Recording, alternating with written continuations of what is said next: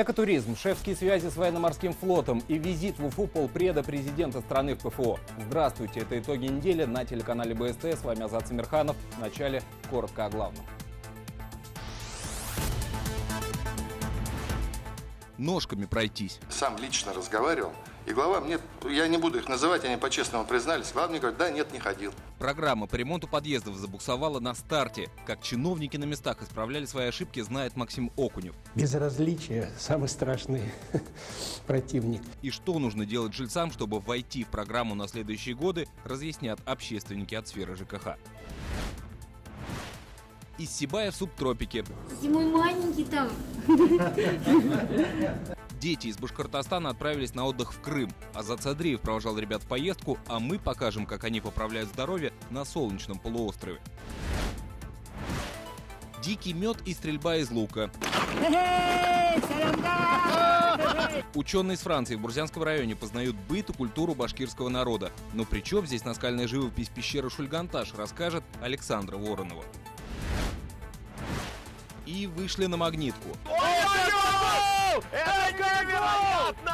Боже мой, какая фантастика! Садейкин! Салават Юлаев в последнем туре регулярки КХЛ обыграл принципиальных соперников из Казани. Каковы прогнозы на плей-офф в обзоре Артема Кочешева. Я вам всем хочу пожелать, чтобы вот как говорится, сопли летели, кровь летела, кости трещали.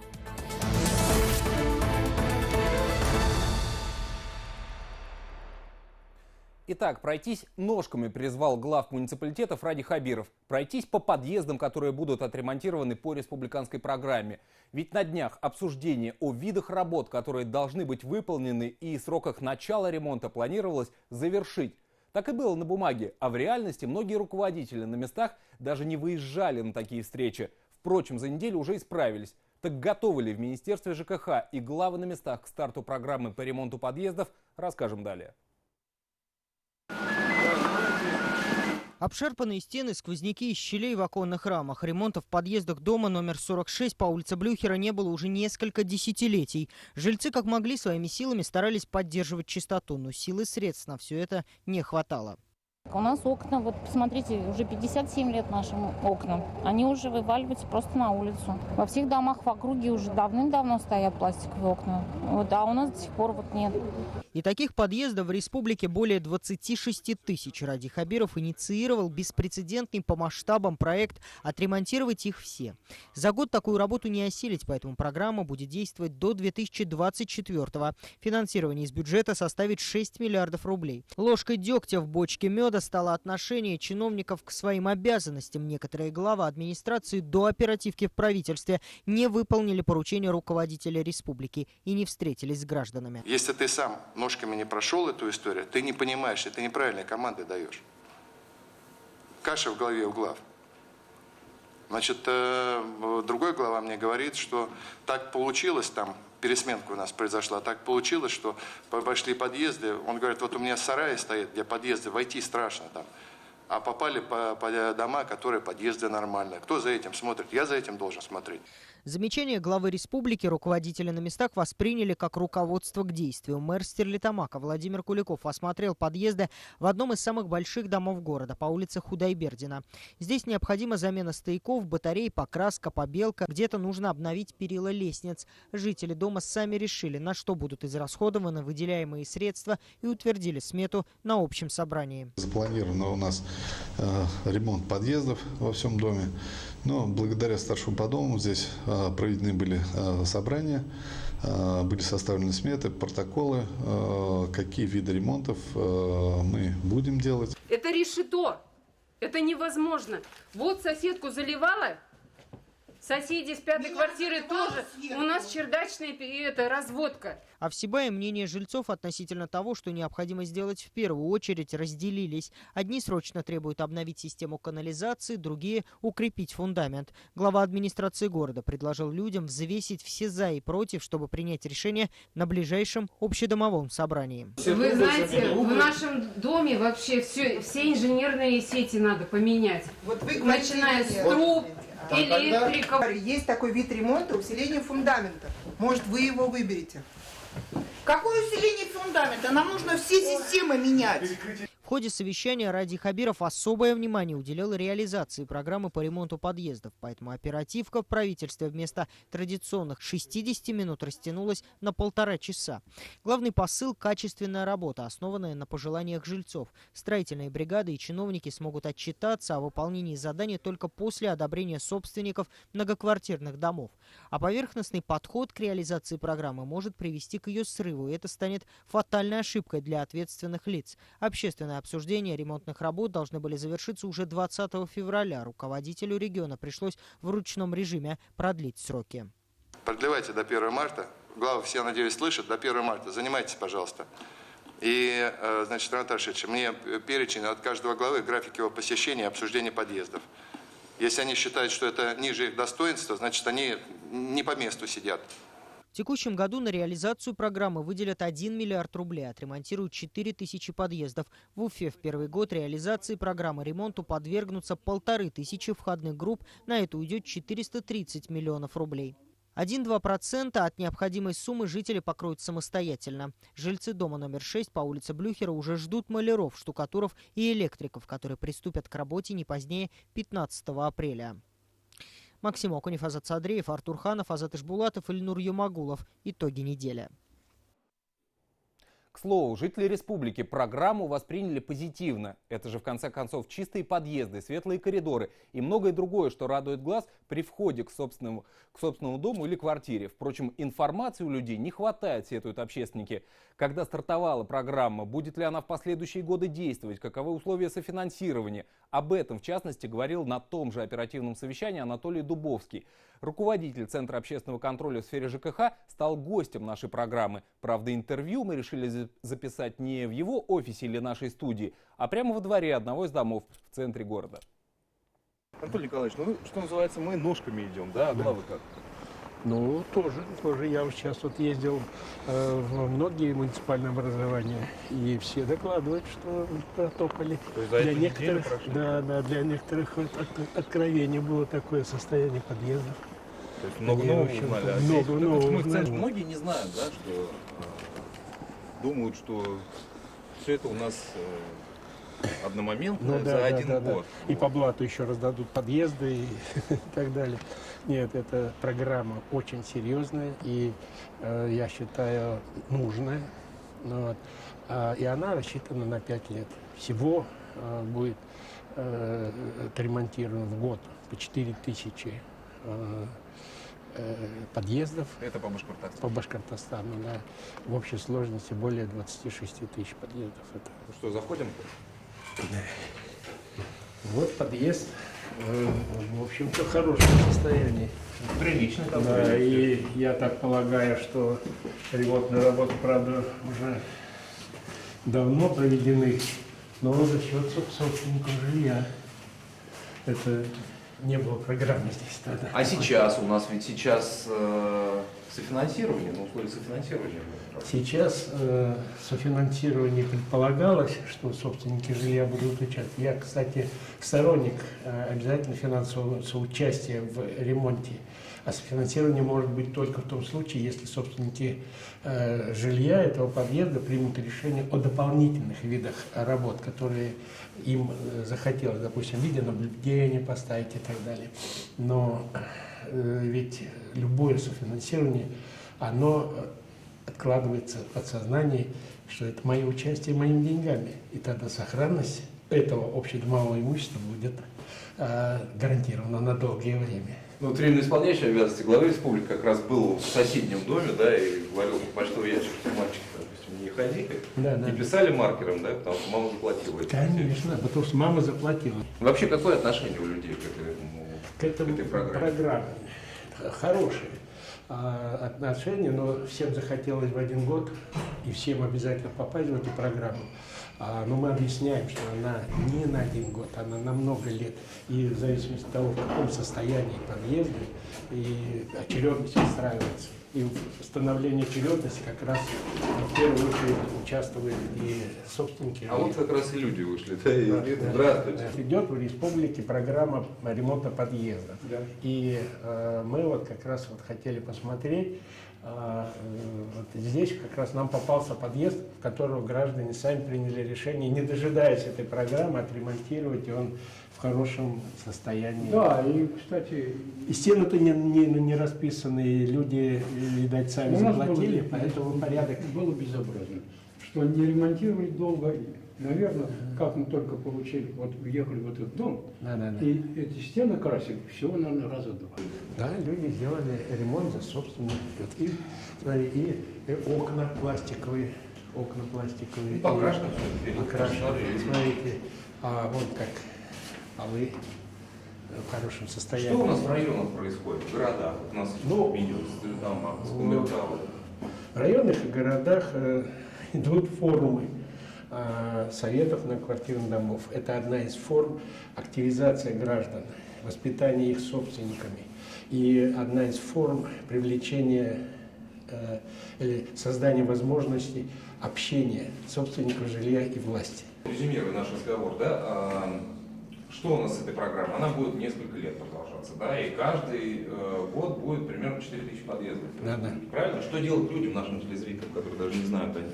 Ну, во-первых, сегодня надо активизироваться Советом многоквартирных домов. Надо контактировать с управляющими компаниями и с властью на местах. Ознакомиться с планом, в каком году и когда у них будет произведен ремонт. Потом проводить собрания, определять под цвет окраски, виды работ какие, если дополнительно. То есть целый комплекс работ, который будет способствовать нормальному проведению капремонта в подъездах. Безразличие – самый страшный противник. Теперь о ситуации в Сибае. Экологическая обстановка здесь в центре внимания полпреда президента России в ПФО Игоря Комарова. Во время своего визита в Уфу он провел совещание с членами правительства, руководителями города и владельцами карьера Учелинского горно-обогатительного комбината.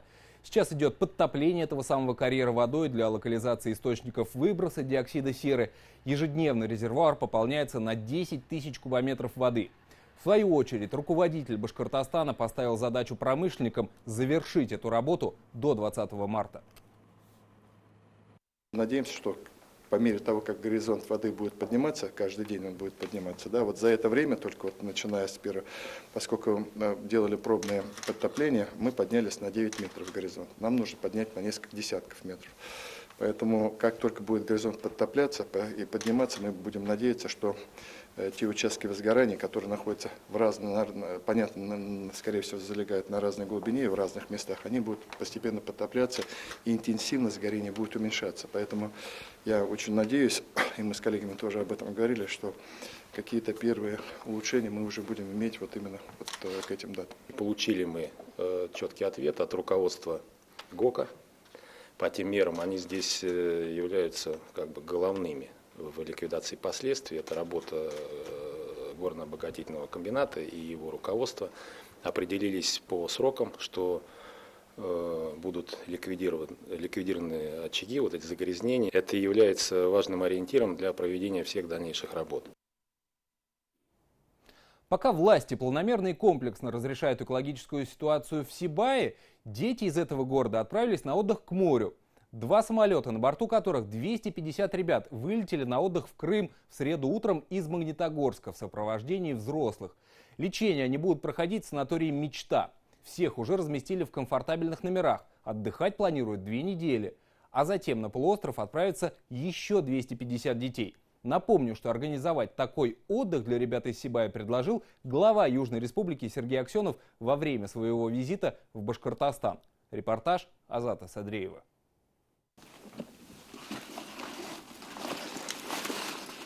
Пятиклассница Настя Пелесова берет в Крым самое необходимое, в том числе книги.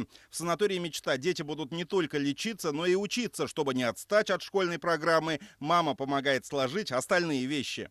Детям тяжело очень дышать, они у меня все хронически аденоидитом страдают, они все аллергики. И поэтому сейчас для меня стало очень такое приятным сюрпризом о том, что нас отправляют в Крым для того, чтобы подлечиться, подышать свежим воздухом. Первый, второй, третий. Вот он, третий здесь. В среду вместе с Настей еще 249 сибайских детей проснулись намного раньше обычного. В 5 часов утра в центре города их ждали автобусы, на которых они отправились в аэропорт города Магнитогорск. Мы не какие-то там большие люди, простые люди, простая семья. И наш сын едет в Крым. Это вообще раз в жизни такое бывает. Спасибо большое. От всей души. Настроение каково? Молодцы! В сопровождении патрульных автомобилей колонна доехала до аэропорта за 2 часа. Все это время ни один ребенок не спал, предвкушали будущий полет. Еще больше часа потребовалось, чтобы пройти досмотр в воздушной гавани. Донести тяжелые сумки и чемоданы до багажной ленты детям помогал мэр Сибая. Вместе с ребятами на полуостров отправились 30 сопровождающих, в том числе бригада из 8 врачей. Их главная задача – следить за состоянием детей. У многих хронические заболевания.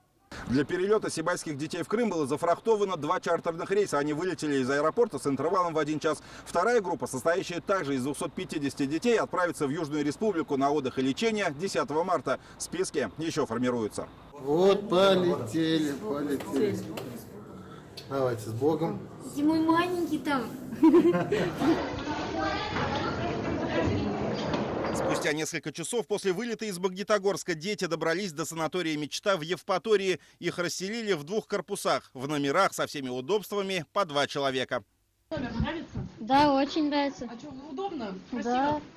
Я вот с лучшим другом тут, я с ним с детства. Засиживаться в номерах дети не стали. После медосмотра сразу отправились на процедуры. Ингаляция, ультразвуковое лечение органов дыхания. Больше всего сибайским ребятам понравился бассейн с морской водой. Нас хорошо встретили. Время я здесь проводила очень хорошо. Ну, мне нравится корпусы, бассейн нравится, процедуры, фиточай. Распорядок дня расписан по минутам. В плотном графике есть время и для учебы, после чего снова на процедуры.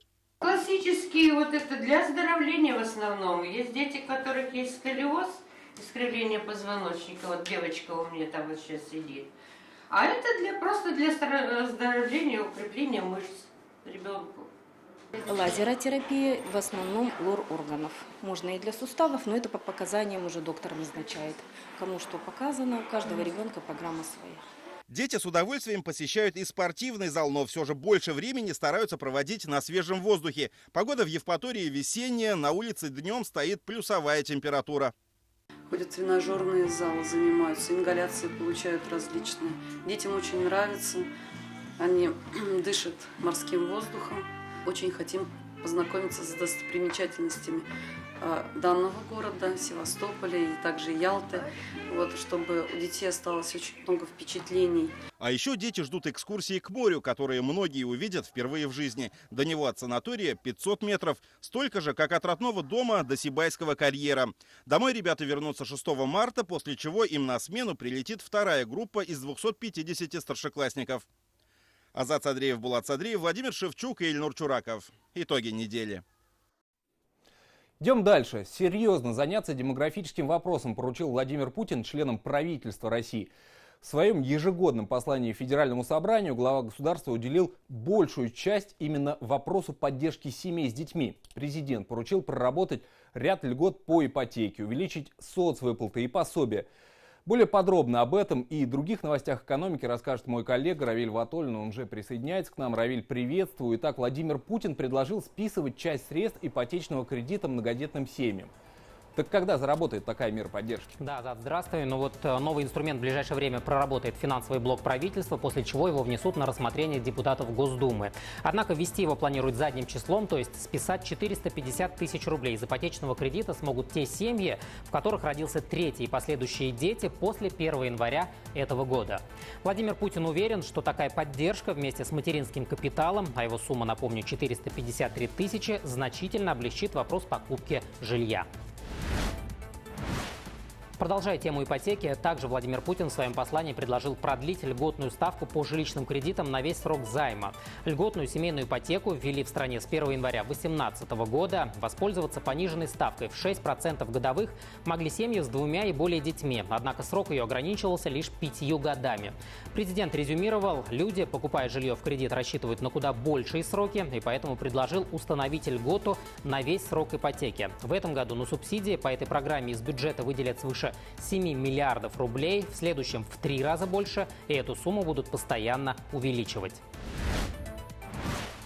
Льготы по ипотеке президент предложил ввести для тех граждан, которые потеряли работу и, как следствие, источник дохода для выплаты жилищного займа. Владимир Путин уверен, что граждане в подобных ситуациях должны быть защищены на законодательном уровне.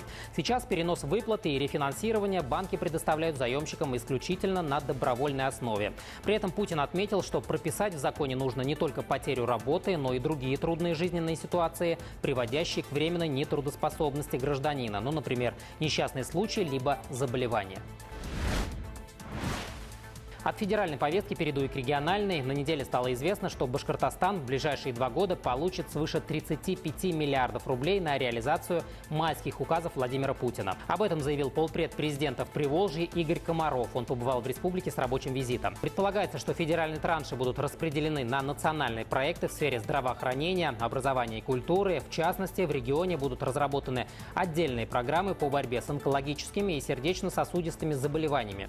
Завершится и строительство ясельных групп для всех детей до 3 лет. Но и вот особое внимание власти уделят решению проблем обманутых дольщиков и строительству жилья. Сейчас и к международной торговле. Внешнеторговый оборот Башкортостана по итогам прошлого года вырос почти на 7%, достигнув отметки без малого в 5,5 миллиардов долларов. По традиции республика больше продает за рубеж, нежели чем закупает. Экспорт увеличился на 2%, в денежном выражении это 4 миллиарда 400 миллионов долларов. На международные рынки уходят в основном минеральные удобрения, нефтехимия, каучук и машиностроительная продукция.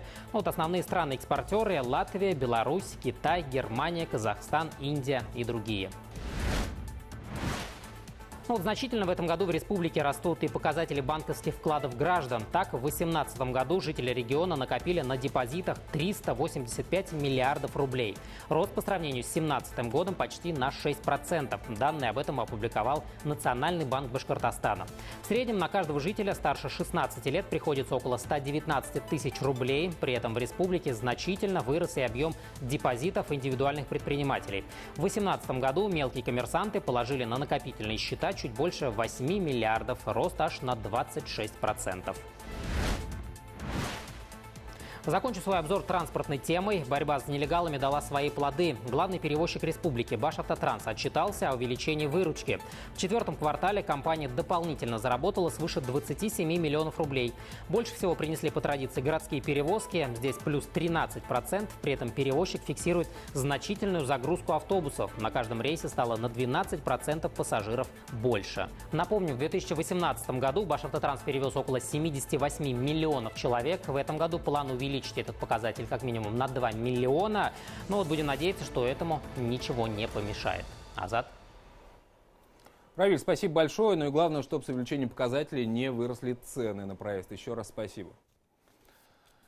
Печальная новость. В пятницу республика простилась с Гюлли Мубаряковой, народной артисткой Советского Союза, которая скончалась на 83-м году жизни. Гюлли Мубарякова родилась в семье известного башкирского актера Арслана Мубарякова. Окончила ГИТИС и практически до конца своих дней работала на сцене Академического театра драмы имени Мажита Гафури. В качестве профессора Уфимской академии искусств растила для башкирской сцены новые таланты. Гюлли Мубарякова ушла из жизни 20 февраля. Временно исполняющий обязанности главы Башкортостана, отдавая дань памяти народной актрисе, отметил, что она оставила в наследство башкирской культуре десятки замечательных ролей, сотни спектаклей и кинофильмов и целую плеяду талантливых театральных деятелей. Всегда видели ее в строю, всегда видели сильной, бегущей, идущей. На сцене я вот весной только посмотрела ее новую работу, это «Деревья умирают стоя». И изумительный, огромнейший текст, все это наизусть, с такой силой драматизма, роль. И буквально она очаровывала всех, зрительный зал вот этой своей энергетикой. Свои соболезнования родственникам Гуллимы Баряковой выразил министр культуры России Владимир Мединский, председатель Союза театральных деятелей Александр Калягин, тысячи родных, коллег по сценическому цеху и, конечно же, поклонников ее таланта. Знавшие актрису лично отмечают ее чувство достоинства, непревзойденное умение запоминать наизусть страницы и тома текстов, наставничество и заботу о младших коллегах. До последнего она была рядом с нами, и, естественно, потеря, ее уход была для нас полной неожиданностью. И сегодня мы некие растерянности, это для нас большая трагедия. И, естественно, были большие планы у театра. Театр скоро столетие нашего театра, и нам ее будет не хватать.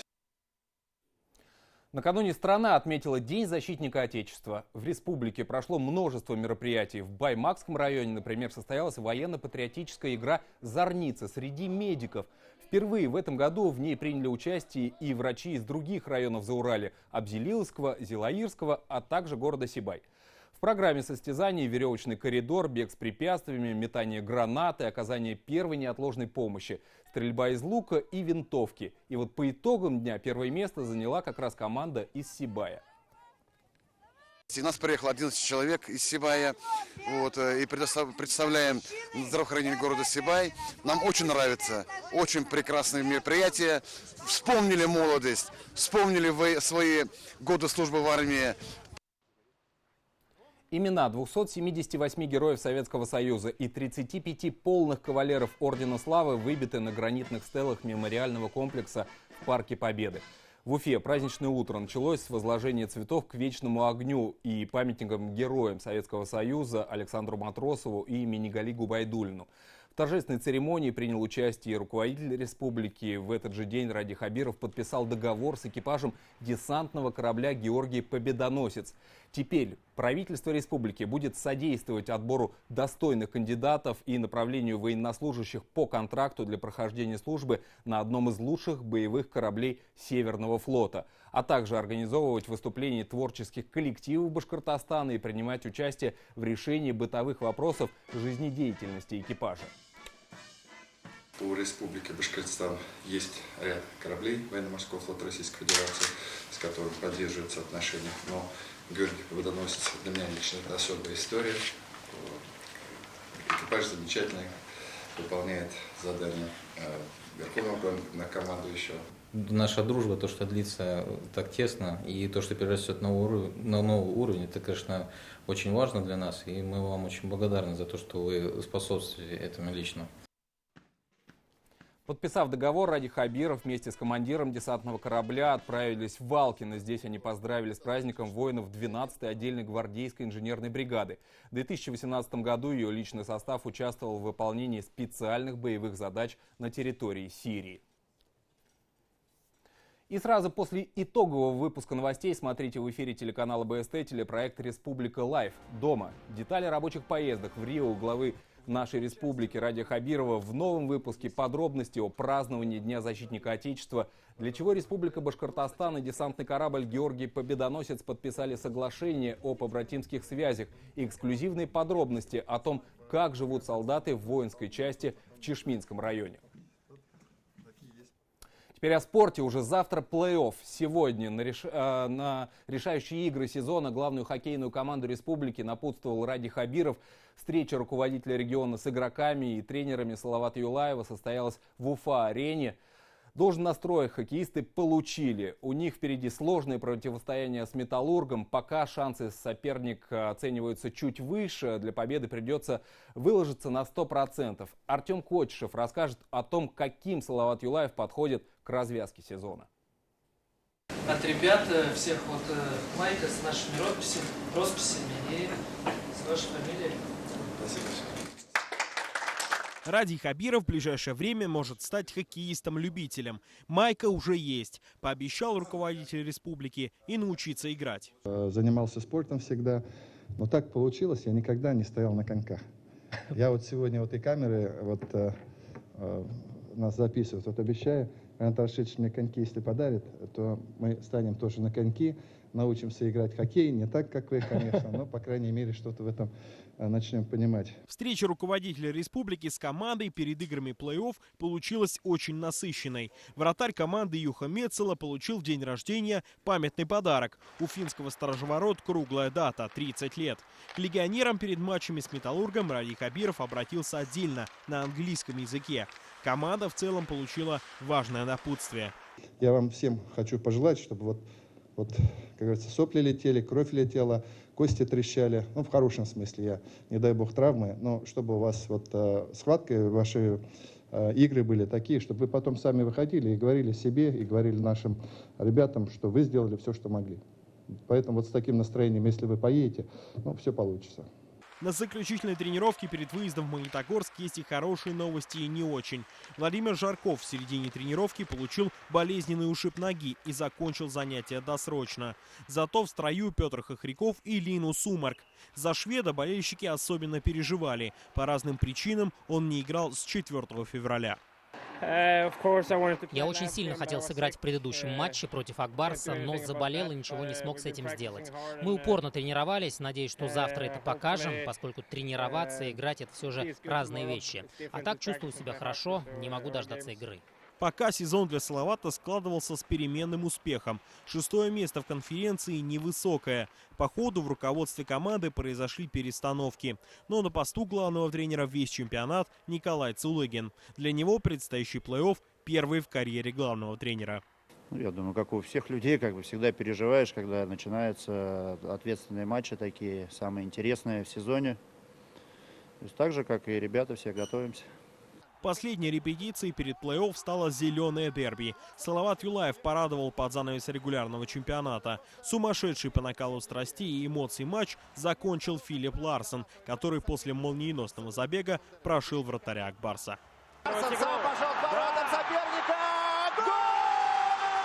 За такой хоккей болельщики и любят зеленое дерби. Но игра с казанцами уже история. Да и вероятность, что в этом сезоне команды еще встретятся, стала гораздо ниже.